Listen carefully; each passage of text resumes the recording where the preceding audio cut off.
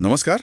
आज हम जरा इस पर बात करेंगे कि लंबे समय में मतलब वेल्थ बनाने के लिए शेयर बाजार में सही शेयर कैसे चुनें। हाँ, ये सवाल तो बहुतों के मन में होता है। बिल्कुल। हमारे पास कुछ जानकारी है, कुछ कह सकते हैं सुनहरे नियम है लंबी अवधि के निवेश के लिए। तो आज का मकसद यही है कि नियमों को थोड़ा समझें ताकि रोज रोज मार्केट देखे बिना भी सोच समझकर निवेश कर सकें। हाँ, लंबी अवधि मतलब देखिए कम से कम 5-10 साल या शायद उससे भी ज्यादा। हाँ, इसमें निवेशक का पैसा कंपनी की ग्रोथ के साथ बढ़ता है। तो देखते हैं कि कौन से जरूरी पहलू हैं जिन पर ध्यान देना चाहिए। अच्छा, तो सबसे पहली बात जो सामने आती है वो ये कि भाई जिस कंपनी में पैसा लगाने की सोच रहे हैं उसका कामकाज तो समझे। हाँ, ये बहुत जरूरी है। आखिर वो कंपनी करती क्या है, मतलब क्या बेचती है, पैसा कैसे कमाती है, उसके ग्राहक कौन है। जैसे मान लीजिए टीसीएस या इन्फोसिस है तो पता है आईटी सर्विस देती है। रिलायंस है तो तेल, रिटेल, टेलीकॉम कई चीजों में है। बिल्कुल। और ये समझना सतही तौर पर नहीं, मतलब गहराई से जानना जरूरी है। अगर बिजनेस मॉडल ही ठीक से पल्ले नहीं पड़ा तो आप अंदाजा कैसे लगाएंगे कि आगे क्या होगा। सही बात है। वो कंपनी दूसरों से अलग कैसे है, कमाई कहाँ कहाँ से आ रही है, ये सब जानना पहला कदम है जोखिम कम करने का। ठीक है, मान लीजिए बिजनेस समझ आ गया, पर क्या सिर्फ इतना काफी है? कंपनी की अपनी माली हालत वो भी तो ठीक होनी चाहिए ना। हाँ बिल्कुल, यहीं पर बात आती है मजबूत फंडामेंटल्स की। फंडामेंटल्स, हाँ, मतलब क्या कंपनी का रेवेन्यू, उसका मुनाफा वो लगातार बढ़ रहा है? पिछले कुछ सालों में कैसा ट्रेंड रहा है? सही कहा। और इसके साथ ये भी देखें कि कंपनी पर कर्ज कितना है। वैसे कुछ इंडस्ट्रीज में कर्ज ज्यादा होता ही है, जैसे इंफ्रा वगैरह, पर क्या कंपनी उसे संभाल सकती है।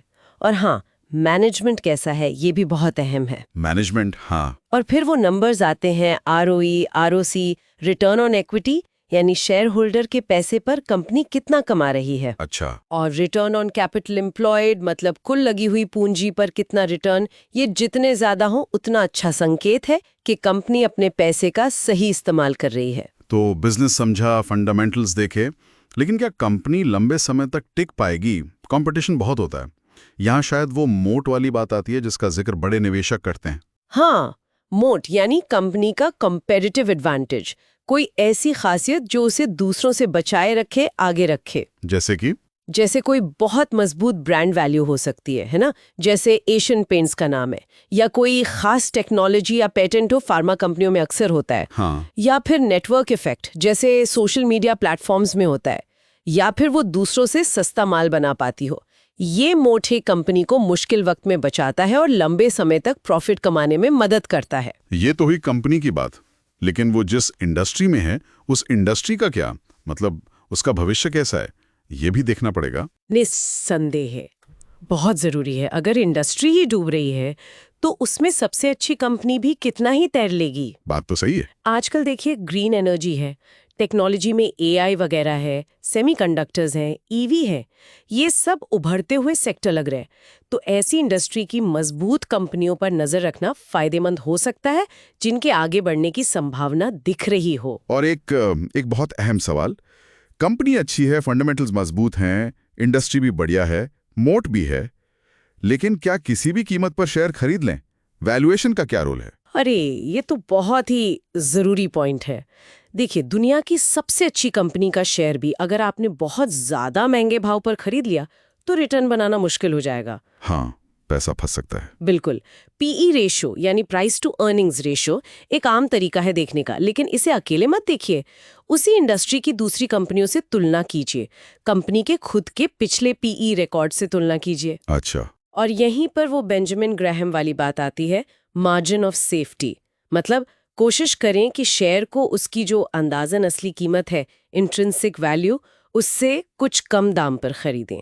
एक सेफ्टी बफर रखें। ठीक है, तो ये मुख्य बातें हो गई। बिजनेस समझो, फंडामेंटल्स देखो, मोट पहचानो, इंडस्ट्री का भविष्य देखो और सही कीमत पर खरीदो। इसके अलावा दो और चीजें अक्सर सुनने में आती हैं, एक तो डाइवर्सिफिकेशन, हाँ, विविधीकरण, और दूसरा धैर्य। हाँ, देखिए, डाइवर्सिफिकेशन का सीधा सीधा मतलब है कि अपना सारा पैसा एक ही टोकरी में न रखें।